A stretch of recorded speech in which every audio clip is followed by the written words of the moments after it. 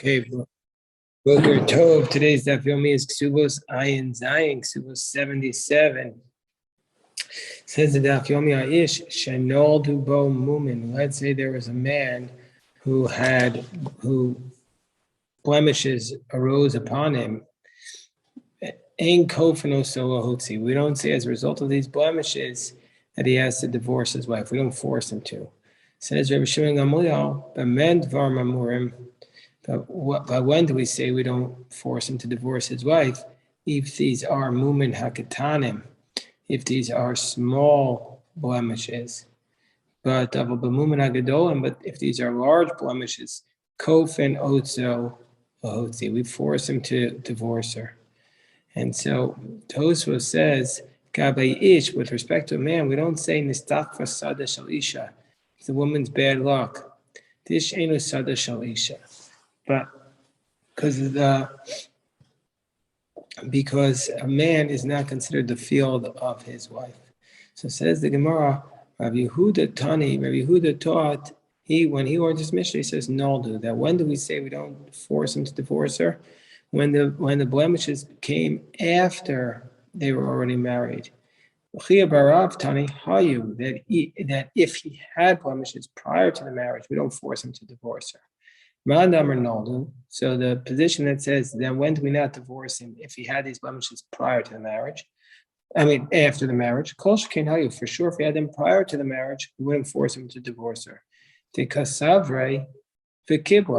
she knew about them and she still accepted them. But the one who says, no, when do we not force him to divorce her?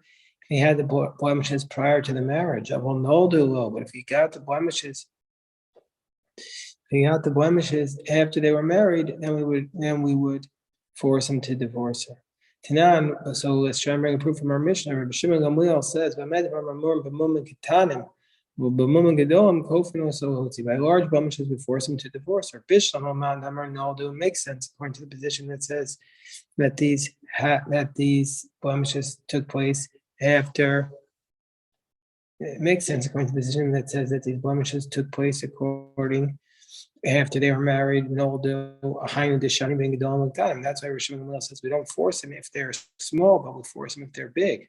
But according to the one who says that they were there prior to the marriage, and we don't force him to divorce her because she accepted it. What do we care if it's big or small? She waived her rights. He says, no, it is still possible that by big blemishes, and first she thought she could handle it, but now she realizes she can't. In Rabbi Yaakov, Rabbi Yochanan, so Rabbi Yochanan, we have a teaching that Rabbi Yochanan taught that the law is like Rabbi Shpag, that by a large blemish we do force him to divorce her. So Rabbi Amar Rav Nachman halacha k'divrei chachamim, whereas Rav Nachman says the law is like the chachamim. So the Gemara asks the question: is it really possible that we said that Rabbi Yochanan says that the law is like Rashbag? Rabbi Yochanan says that the law is always like Rashbag. So why would we have to say that Rabbi Yochanan says in this case the law is like Rashbag? Rabbi Yochanan hachiv Amar Rabbi Barachana Rabbi Yochanan Mekol Makom Sheshana Rashbag Mishnasenu halacha k'moso.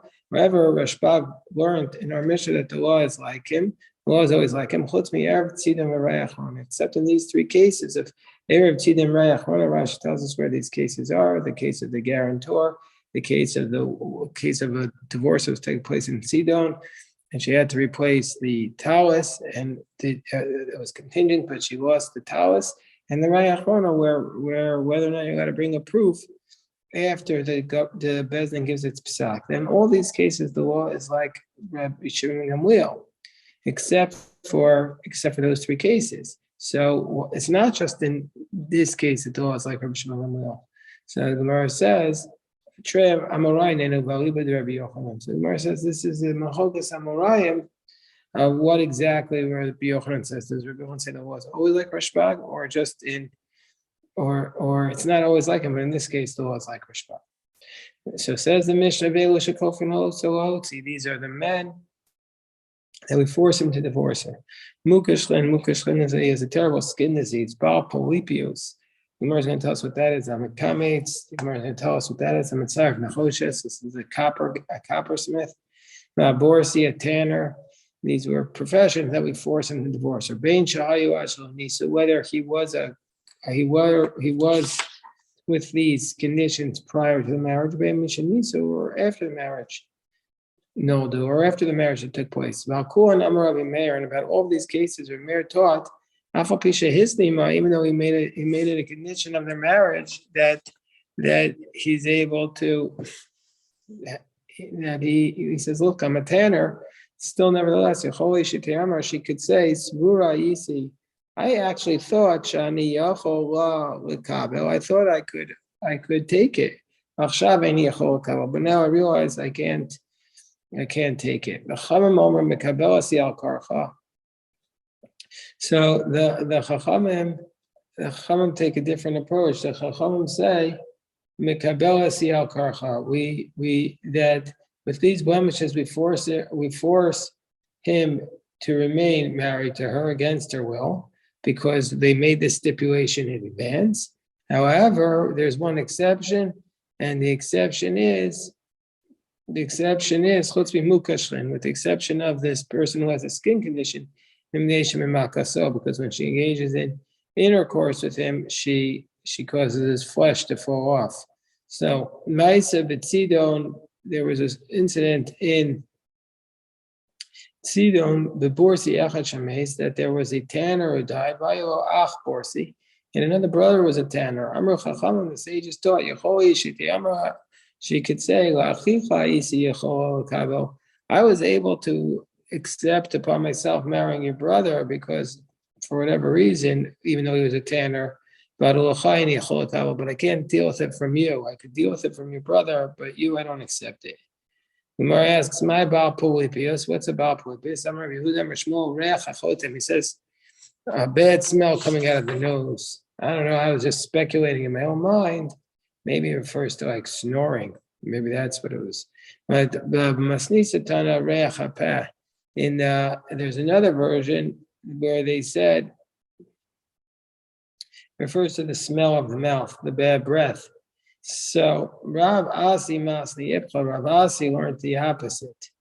Rav Asi learned that it was the opposite, that Shmuel says it was the bad breath and not the Reach HaPeh. So, and they put a sign that Shmuel was the one who said it was the Reach HaPeh, not the Reach HaChotem, that it was the bad breath. What's the sign to remember it? The sign is Shmuel Pasuk Pumei Mikuai Pirkut. Shmuel never stopped his mouth from the whole chapter. So we see the sign has to do with the mouth. And on every teaching, in our Mishnah, Shmuel teaches something. Shmuel's always connected, very, very much so, to our chapter. He has something to say on every chapter, on every Mishnah. Mekamates, well, so if he's a Mekamates, we force him to divorce her.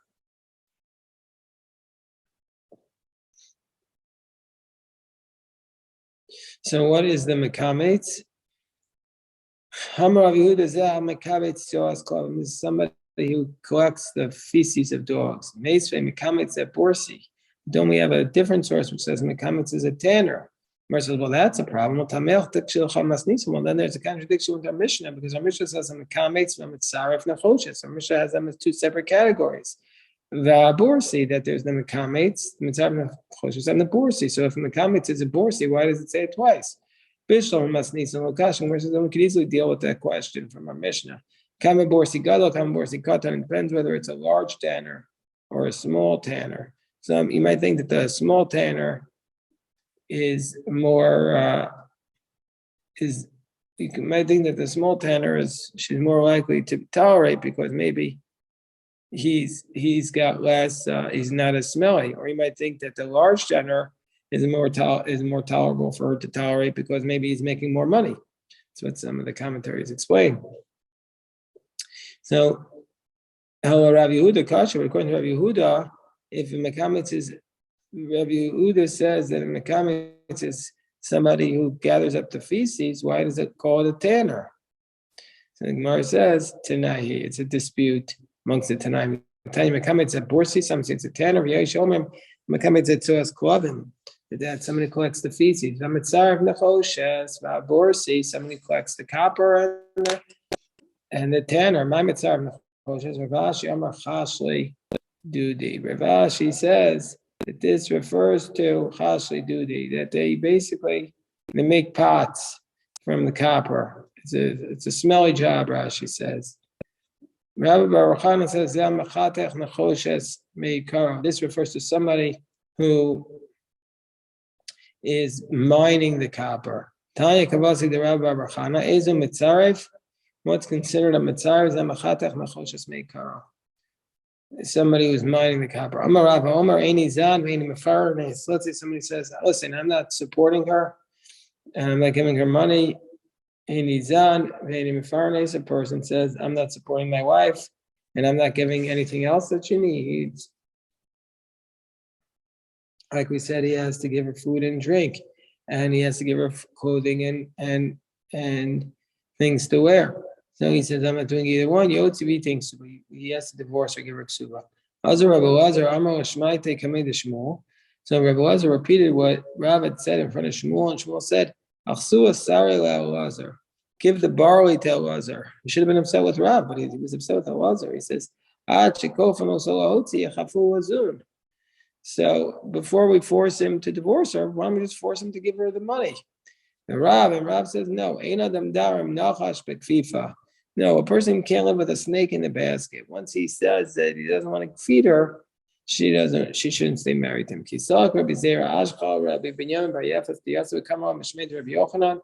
And he said this teaching in front of Rabbi Yochanan, and when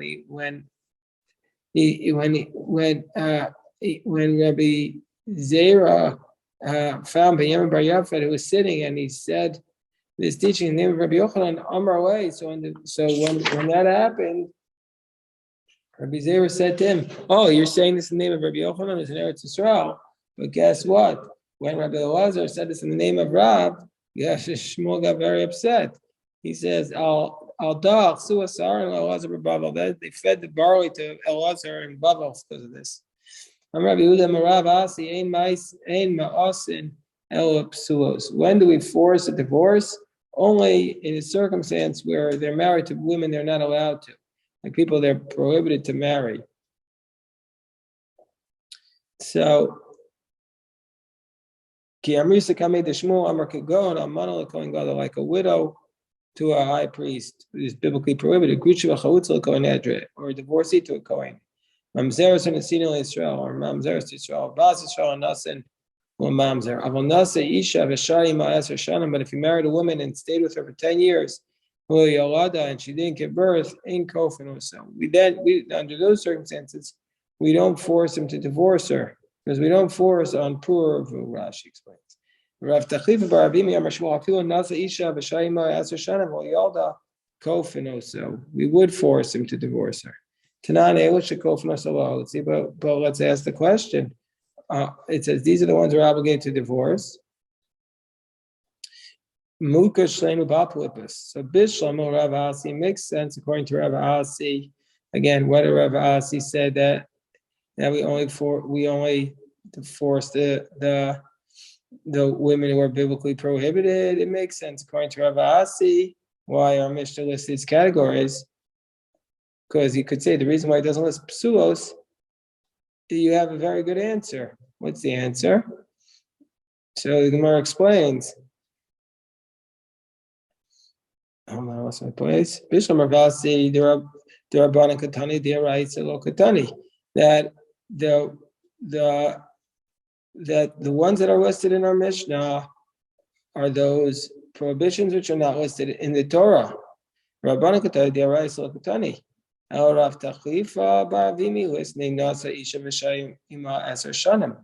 according to Rav Tachlifa Baravimi, who says that we have to divorce her, it should have listed this category. It should have said, so we force him to divorce her. Rashi says, because that's also a rabbinic prohibition. Biblically speaking, he's not required to divorce her because he could take another woman. But rabbinically, we say, since he's probably not going to marry another woman, we force him to divorce her. So why isn't it listed in our Mishnah? So So one is with where we force him with words, and one is with sticks. That which we force him to divorce her with words, that refers to puravu, but we don't hit him with a stick. But the other case in our Mishnah, we force him to divorce her with a stick because it's impossible for her to accept it. He says, yeah, but you're not about to rebuke a servant with words. Words are sometimes not enough. No, both cases you need to divorce her with a stick. Hasam ki amra. But in that case, in our Mishnah, when she said, I'll accept it, ki amra, she says, as Rashi says, the case in our Mishnah, he says, listen, I'll deal with it. Then in the case in our Mishnah, we allow her to stay with him.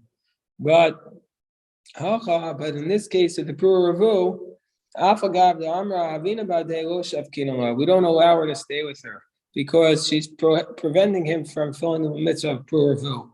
And so therefore it wasn't listed in our Mishnah because the categories in our Mishnah are cases where she could actually waive her rights and agree to be with him. What about the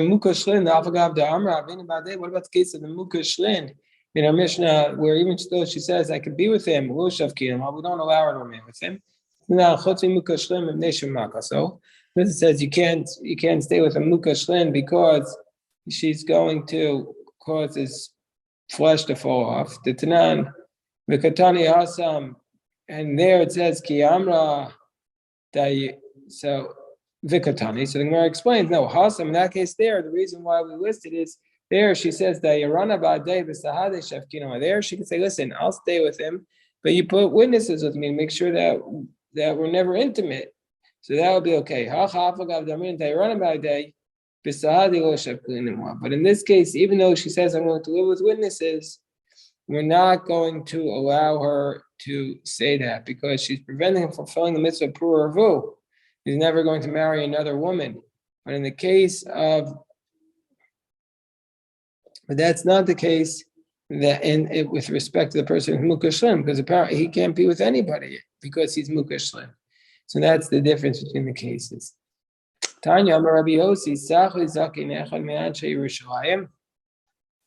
So Rabbi Yossi said one time, an elderly man from Jerusalem spoke to me, and he said, Esr Ma'abar Mukeshlim. He says there are 24 people who are Mukeshlim.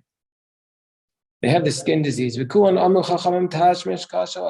of them, the sages said that the tashmish, the intercourse, is very difficult for them. And the Bali Rasan are the Bali Rasan, this is a condition, are the worst out of all of them. How do you get this Rasan disease? You get it from the following. Let's say he let out his blood and then he had the intercourse. Then under those circumstances, you're going to have children who are very weak, Rashi says. Let's say they both let blood and then the intercourse. You're going to have the children who have the Rasan disease. And when you get Rasan, when you don't taste anything after bloodletting. But if you taste, there's no problem. What are the signs of Rasan? That his eyes are very droopy. And his nose is running. And he's got spit coming out of his mouth. And he's got this spit coming out of his mouth. And in addition to that, the flies are flying all around him. How do you fix it? Amrabai, Piwe, Belod, Na, Girda, Da Goza, Vigirda, Da Ashba. So you basically take a lot of these herbs. You take different types of herbs. So like mint and these different types. The shells of the nuts. And they scrape off some of the skin and different flowers, You take the shell of the unripe dates, and you boil them together. You take him into a marble house. If you don't have a marble house, that has 7 bricks. The whole point is you take him to a place that was no wind. You pour a whole bunch of this concoction on its head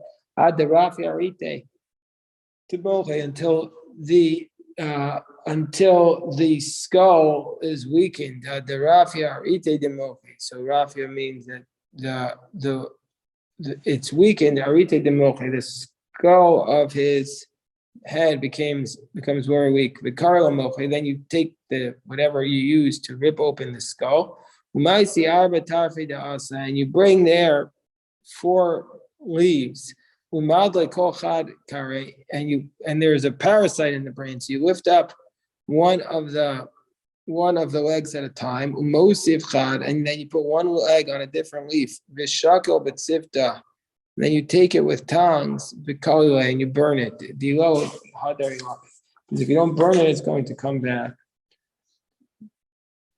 Machas Rabbi Yochanan, so all the Amoraim were very afraid of the Rasan disease. Rabbi Yochanan made a declaration. Be very careful about the flies that come from the Rasan. They're transmitting disease. Rabbi Zera would not sit downwind from them. Rabbi Elazar Amar Ayalat Alvim Bayalat Chain. So excuse me, I skipped. Rabbi Elazar never went into their tent. They didn't eat from their eggs. From that neighborhood where they were all worried about it. What did he do? He wrapped himself in it, and he engaged and he studied Torah with them. Amar Ayalat Avim V'Yalat Chain. The Torah gives off chayin. If the Torah gives chayin to those who study it, will it not offer protection? When he came time for Meshub and Levi to die, they said to the angel of death, go do it for Rabbi Shimon Levi what he wants. He's our friend. So what happened? The angel of death came before him. He said to him, show me my place in the Garden of Eden. The angel of death says, that's no problem. Rabbi Shimon Levi says, but give me your knife. I'm worried you're going to frighten me on the road. He gave him his knife. Rabbi Shimon Levi came to the Garden of Eden. The angel of death picked him up, gave him a boost so we could see what was going on there. He jumped and he fell to the other side. The angel of death took a hold of his corner of his garment. He says, I take an oath that I'm not going to he says, I take an oath that I'm not going to come back. Rabbi Shimon Levi says, I refuse to come back to the other side. So God said, he says, if there's ever a time that he revoked his vow, we'll let him come back, then we'll force him to come back. But he will only otherwise we won't. And indeed, Rabbi Shimon Levi never took a vow that he had to revoke. I guess he never went to Kol Nidre. He said, give me back my knife, says the angel of death. But Rabbi Shimon Levi wasn't giving to him. The heavenly voice went out. He says, give him the knife. Because everybody, he needs it. He needs it to kill the people. Elijah the prophet said, he said, clear the place for Ben Levi, for Rabbi Shimon ben Levi, clear the place for him. They cleared the place. They found Rabbi Shimon Yochai was sitting on 13 golden thrones. He says, are you Bar Levi? Hey, yeah. So Rabbi Shimon Yochai says, did they ever see a rainbow in your lifetime? Hey, yes. He says, you're not Bar Levi because the rainbow only is a sign that the generation is not pure. It wasn't true. There was never a rainbow in his lifetime. He said, I don't want people to think that I'm better than I am. And so therefore he lied. So also Rav Chanina bar Papa, another story of Chanina bar Papa, he was also a friend of the angel of death. When it came time for him to die, he said to the angel of death, they said, go do what he wants. He saw him. So Rav Chanina bar Papa said, give me 30 days until I review all my learning, because it says, fortunate is the one who comes here with this Torah study in his hand. Shavke, so they gave Rav Chanina bar Papa 30 days. After 30 days, the angel of death came back. I'm like, he said, show me my place. I'm like, the angel of death said, no problem. I'm like, he says, give me your knife. Maybe you're going to endanger me on the road. I'm like, you want to do to me just like Rav Shimon Levi. I see Sefer Torah v'chazi mi kamidi d'chsivei d'ol kiyanter. Chanina bar Papa says, show me one thing I didn't keep in the Torah. He said, I'll show you. Did you, even though you did everything, did you wrap yourself with the Torah and study Torah with the people who are the Rasan disease? I feel even though he didn't do that and they didn't give him what Rabbi Shimon Levi had, when he died, there was a big pillar between him, a fire between him and everybody else. We know that this type of fire only appears for one or two people in a generation. Rabbi Alexander came close. He said, get rid of this fire.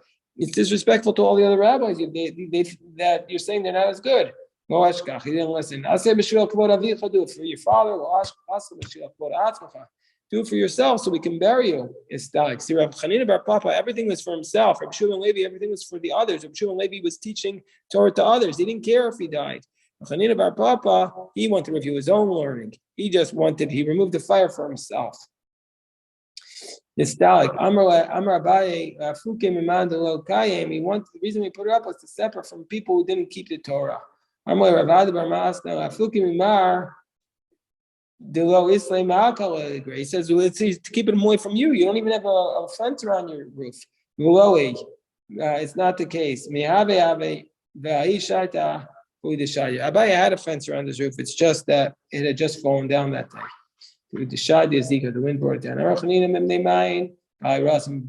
there no Rasan in Babylon? They eat leeks and they drink beer made out of hops. Why are there no lepers in Babylon? Because they eat leeks, they drink beer, and they drink the Euphrates water. There's so much to talk about in today's daf, but we need to do slichos. So we'll stop here, and God will go right upstairs for slichos.